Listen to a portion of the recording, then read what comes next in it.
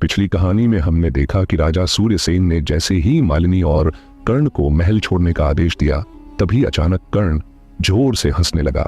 उसकी हंसी में गुस्सा और एक खतरनाक साजिश छुपी थी। क्या आपको लगता है कि यह खेल यहीं खत्म हो गया? कर्ण ने कहा। मैं सिर्फ एक मोहरा हूं, असली खिलाड़ी तो कोई और है। राजा अर्जुन और विक्रम हैरानी से एक दूसरे की ओर देखने लगे। तभी तहखाने की एक और दीवार खिसकने लगी। पीछे एक अंधेरी सुरंग थी और उस सुरंग से एक बुजुर्ग व्यक्ति बाहर आया। उसकी आंखें लाल थीं और उसकी चाल में एक अजीब सा रौब था। वह था महल का पुराना महामंत्री शत्रुघ्न। राजा चौंक गए। शत्रुघ्न, तुम तो सालों पहले राज्य छोड़कर जा चुके थे, महामंत्री ने ठंडी हंसी के साथ कहा। मैं गया नहीं था महाराज, मैं छिपा हुआ था। तुम्हारी नई रानी और मैं वर्षों से इस खजाने को हथियाने की योजना बना रहे थे। कर्ण भी इसी साजिश का हिस्सा है, अर्जुन ने तलवार खींचते हुए कहा। तो यह सब महल को भीतर से तोड़ने की साजिश थी, शत्रुघ्न ने कहा।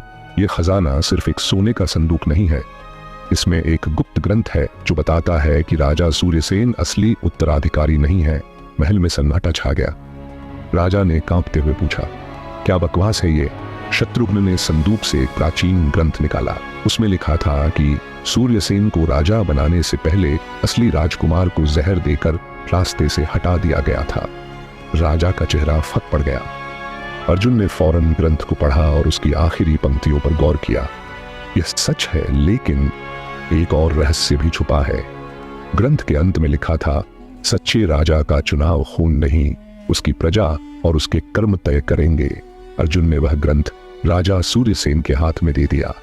राजा ने गहरी सांस ली और कहा, शत्रुघ्न, तुम्हारा खेल खत्म हो गया। यह राज्य मेरे बेटों का है और रहेगा। गुस्से में शत्रुघ्न ने अर्जुन पर हमला करने की कोशिश की, लेकिन विक्रम ने उसे अपनी तलवार से रोक लिया। अंततः राजा ने शत्रुघ्न और कर्ण को कारागार में डालने का आदेश दिया। राज्य में शांति लौट आई, लेकिन अर्जुन और विक्रम को एक सीख मिल गई। असली विरासत सोने चांदी से नहीं, सच्चाई और न्याय से बनती है। इस कहानी के बाद कुछ ऐसे जबरदस्त कहानी आएगी जो आपके होश उड़ा देंगे। उन्हें देखने के लिए अभी हमारे चैनल को सब्सक्राइब करें।